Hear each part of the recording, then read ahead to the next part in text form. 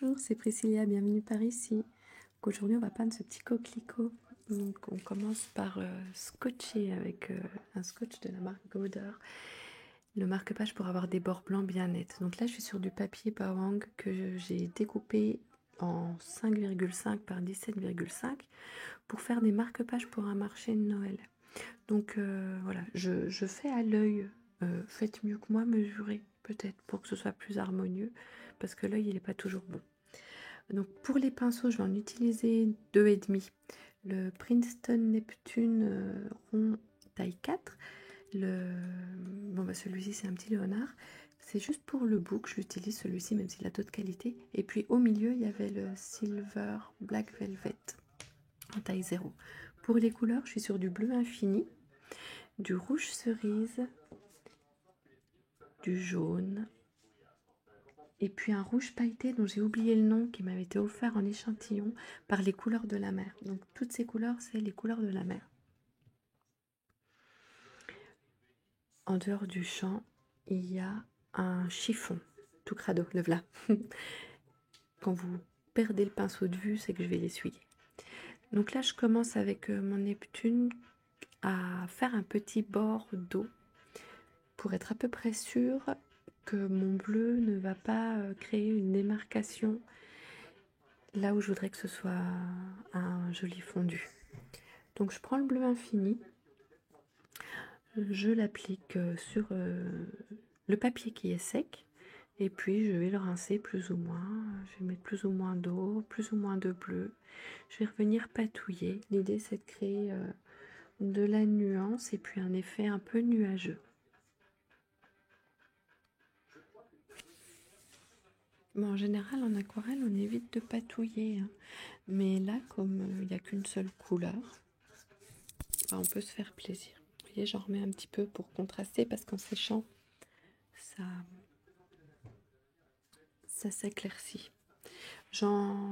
Voilà, je rappelle un petit peu des petits principes de base parce que ce tuto va plutôt s'adresser à des personnes débutantes parce que je ne suis pas une experte. Mais j'avais juste envie de partager ce que j'ai pu apprendre en peignant. Voici le modèle. J'aimais beaucoup la fleur de celui-ci, mais on va voir qu'au final, ça va pas tellement y ressembler. Là, je viens éponger un petit peu mon bord d'eau pour être sûr que ce soit sec avant de venir poser ma fleur. Petite précision, le plateau sur lequel je peins, je l'ai incliné. J'ai une petite boîte d'1 centimètre vers moi sur laquelle est posé le plateau pour que ça descende légèrement et que mes pigments ne remontent pas. Là, je vais tracer les contours du cœur de la fleur avec le rouge cerise.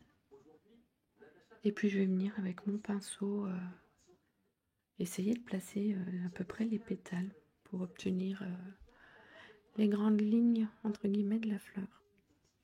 Mais je ne vais pas du tout hésiter à revenir recontourner, remodifier, redéfinir, réarranger les pétales. C'est pas du tout mon truc, les fleurs. C'est ça qui m'a attirée à l'aquarelle et au final, j'arrive pas du tout à les faire.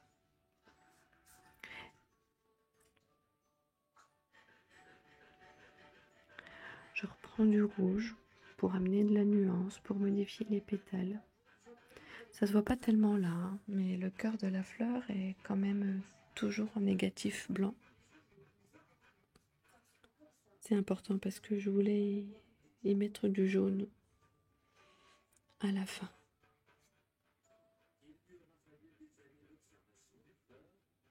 Voilà. Donc il y a plusieurs façons de faire. Moi je propose celle-ci parce que j'ai l'impression de maîtriser un peu mieux que si on part sur du flou. Là j'ai rajouté un petit peu de jaune pour la nuance, la lumière. Mais je vais revenir dessus à plusieurs reprises. Là sur le haut c'est parti fusionner dans mon fond qui n'était pas suffisamment sec. Du coup j'ai venu corriger. Au pinceau bien rincé et essoré et puis ensuite au chiffon sec. Là je voulais vous montrer que j'épongeais le cœur de la touffe, vraiment le corps. pas la pointe, pour être assez sec. Et puis au final, j'étais trop sec sur le pinceau, donc je suis venue reprendre un peu de peinture bien humide pour que mon bleu fusionne. Si c'est trop sec, ça va pas se déposer. On va venir prendre l'eau sur le support, mais pas déposer la peinture. Là, je viens essayer de contrôler mes fusions en remettant un petit peu de rouge, parce que mon bleu, il fuse partout. Puis c'est pas ce que je lui demandais. Là, je refais un peu mes mélanges. Donc, vous voyez, juste en jaune et en bleu infini. Oui, parce qu'en fait, la palette, pour ceux qui suivent sur Instagram et qui auront vu ma story, elle était déjà prête. Parce que j'ai déjà fait un petit coquelicot, mais j'ai très mal cadré. Et en fait, je me suis rendu compte, une fois que j'ai fini l'enregistrement, qu'on ne voyait que ma main. Et très très peu du marque-page. Donc j'ai dû recommencer. Donc là, je vais en mouiller, en bien mouiller sur sec, avec ma couleur la plus claire, tracer l'herbe.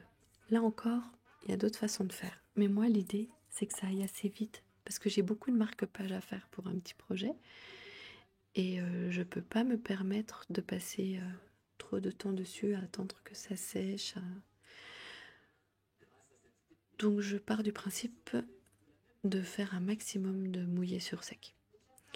Je suis venue reprendre du foncé aussi, en mouillé sur mouillé, ce coup-ci, sur mon fond clair. Et là, avec la pointe du manche du pinceau, je viens tracer des traits pour figurer de l'herbe. Je remets un petit peu de nuance. En fait, l'idée, c'est de venir embarquer la peinture la plus foncée avec la pointe du manche. Et en fait, ça n'a pas été aussi efficace que je voulais. Donc là, je vais revenir foncer le fond, le bas du marque-page. Et puis, je vais venir recommencer à rayer l'herbe. Ça fonctionne un peu mieux.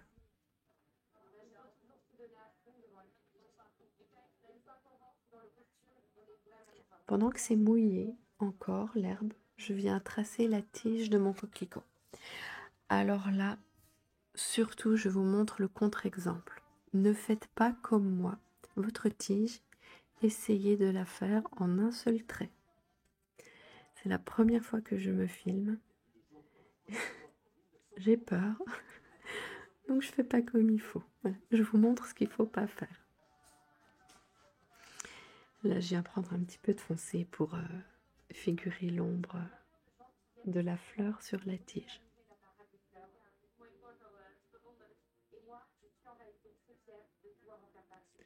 Là, pendant que l'herbe est toujours humide, je viens tracer la tige d'un petit bourgeon qui va pointer le bout de son nez au-dessus de la fleur. Donc vous prenez bien votre verre le plus tendre. Et puis vous venez dessiner tranquillement le bourgeon, l'idéal en 2 coups de pinceau. Puis on vient rajouter un petit peu de foncé. Au final, mon bourgeon sera trop foncé. Donc faites attention de rester quand même aussi clair que possible. Et n'hésitez pas à venir rajouter un peu de jaune sur la partie supérieure du bourgeon pour amener de la lumière. Moi, je ne l'ai pas fait. Et au final, vous verrez que ça fera assez terne. Là, je fais un petit mélange pour faire la base de mon papillon. Puis entre-temps, je me rends compte qu'il y a un truc qui ne me va pas spécialement. Donc, je rase le pinceau. Et je retourne au bleu sur le cœur du coquelicot. Et c'est reparti pour rebidouiller. Donc, vous voyez l'aquarelle, tant que c'est pas sec, c'est pas gravé dans le marbre. On peut revenir dessus. On peut remodifier des choses. Je vais pas vous dire qu'on peut tout faire parce que je pense que c'est pas vrai. Mais on peut refaire pas mal de modifications. Et puis même quand c'est sec, hein, on peut atténuer certaines choses.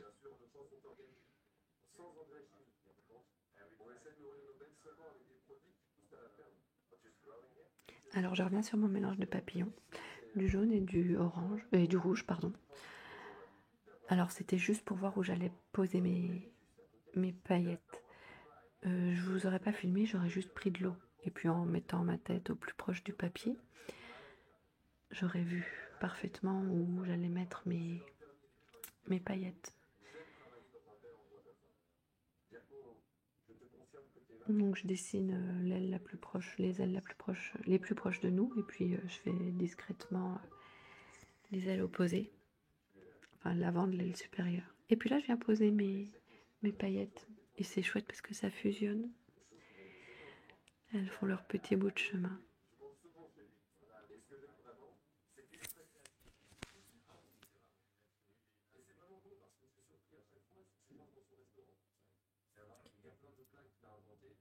C'est important de mouiller les paillettes avant de les utiliser. C'est vrai que je ne l'ai pas dit quand je l'ai fait. Peut-être qu'à un moment, vous m'avez vu approcher mon pinceau du godet de paillettes.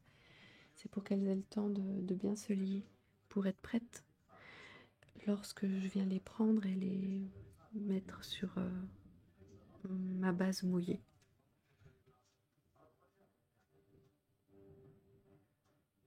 Voilà, je viens modifier un petit peu les dessins sur l'aile du papillon. Je viens prendre du bleu que j'ai mélangé avec un petit peu de rouge. Avec un pinceau relativement sec, je viens tracer la tête et le corps du papillon. L'idée, c'est d'avoir un geste vif pour avoir quelque chose de plus spontané et du coup de plus vivant.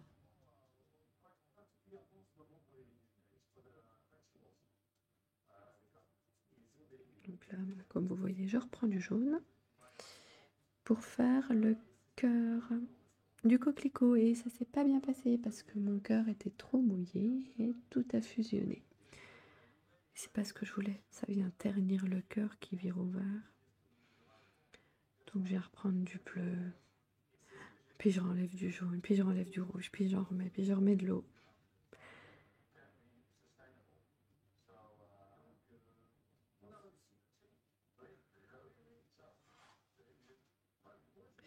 Là, je viens mettre du rouge dans le bouton qui est en train d'éclore.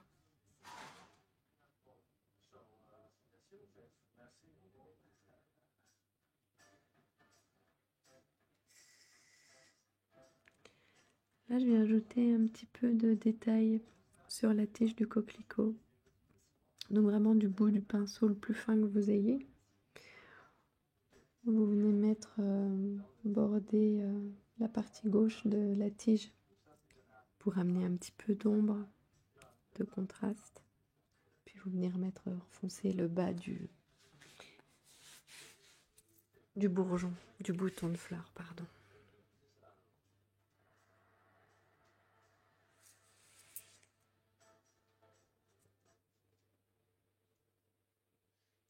Là, on vient remettre un petit peu de lumière par-ci par-là, remettre un petit peu de rouge.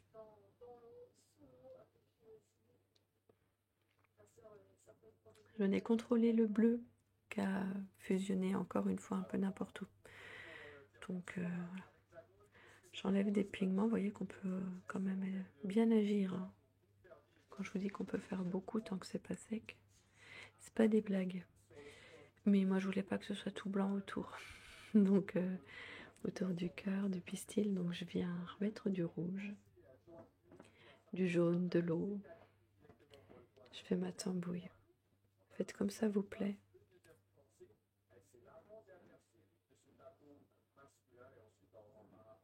Encore une fois, ce tuto, c'est vraiment... voilà. C'est un tuto. Je sais pas si on peut avoir la prétention d'appeler ça comme ça, mais voilà, pour guider un petit peu les personnes les plus débutantes.